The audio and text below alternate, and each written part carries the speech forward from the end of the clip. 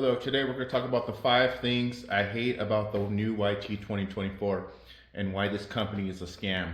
Just kidding, they're not a scam, I just said that, but I'll talk about the things that I really do not like about them. This is the YT 2024 Tues downhill bike. So it has the triple clamp forks and 8 inches of travel. So stay tuned.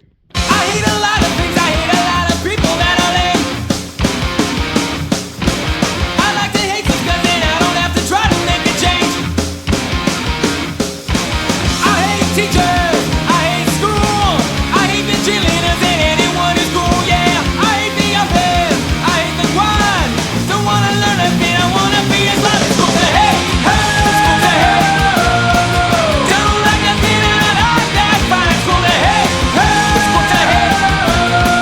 Don't like nothing and I like that fine. Don't like nothing and I like that fine. Yeah, I hate everything. I even hate you just so fuck you.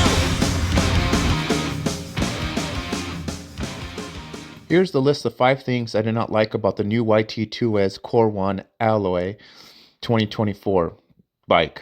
I've been riding this bike for over 6 months and even raced this bike.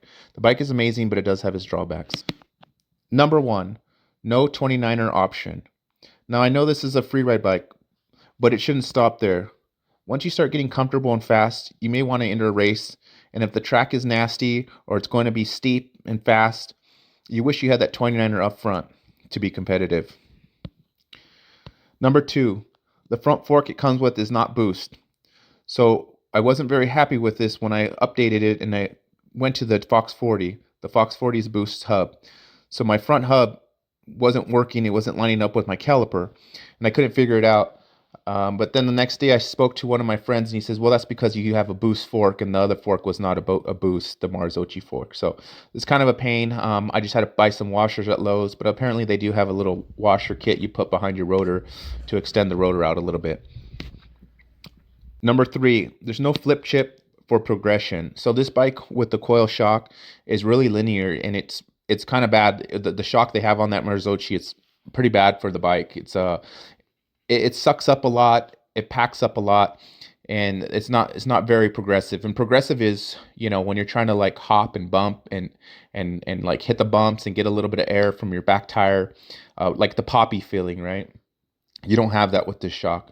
The frame design is very linear, I think, and I think they should have put a flip chip in there, some kind of chip to adjust that, because if not, you just have to purchase a new air shock like I did to get that progressive feeling. Number 4, no swing arm adjustments. So there is no chip, no flip chip, nothing in the back of the dropouts that could allow you to extend or shorten your wheelbase. So this comes in handy when, again, you're trying to race. But I would say even if you're trying to do free ride, right? Like you want a shorter chainstay, then you should have an option to do that. So there's no options to change it. Now the option that's there, or not the option, but the way it comes in the XL form, it's actually perfect. The chainstay is actually really nice. It's a good thing. But it's always nice to have some options, right? And I feel like the engineers there are like, why don't you put that in? Like, how hard is that? How much extra does that cost?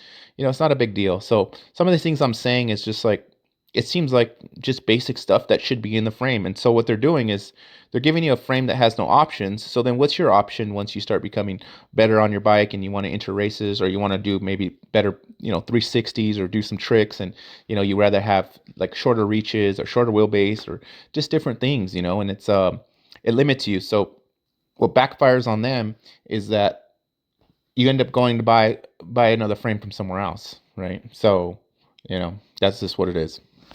Number 5, the reach. Now I'm 6'2", and the large was too small, too short for me, the top tube, and the extra was too long. And so what I wish they would have done was put in a reach adjusted headset. Now without doing this, my other option is to change the stem, which I did. I went from a 50 millimeter to a 40 millimeter stem. But that's the shortest I could go. I could go shorter, but I have to buy different bars, 31.8 instead of the 35 millimeter bars that I have, and then I have to put a stem that's above the top cap, which means I got to change my bars to flatter zero rise bars. So it's kind of a pain. It would have been nice to have that feature in the frame. And again, this is another thing. Just like, why can't you just do that? You're selling this bike, and you're putting no no customization, no options, nothing. And it's a good bike. The alloy frame is solid. It rides really well. And so I don't understand it because now my options are what? Now I got to go find another company that has these options, which is Trek, Commensol. These frames are, obviously more expensive. And if YT's trying to be a budget, I mean, how much extra does it cost to put some of these things in? So, these are the five things that I don't like. I've been riding this bike for 6 months, and it's a great bike. I would say it's a good bike if you really know you want 27 and a half front and rear, like full time, right? But for me, I got the racing bug. I had some friends here, and I started feeling really good on this bike. Like, it really gives you a lot of confidence over the routes, over the rough stuff, over the big jumps. I mean, it's really a confidence building bike. So, other than that, yeah, it's been solid. The frame is never have a loose bolt. It's never chattering or making any noise or rattling or anything like that. It's just a solid bike. The suspension, like I said, the rear shock needed to be replaced. You could probably rebuild it with avalanche suspension, or you could do what I did, just get an air Fox shock, which is super awesome on that bike. Which is nice about the air shock, is it also brought the weight of the frame down. So now I'm as light as almost these carbon frames with the coils. So yeah, and I like alloy, right? So there's a lot of things this bike did really well. It rides really good. It doesn't pedal very well. If you're looking for a pedally bike, it's not really a good pedally bike, and that could be because of the reach as well. So it's a little bit longer.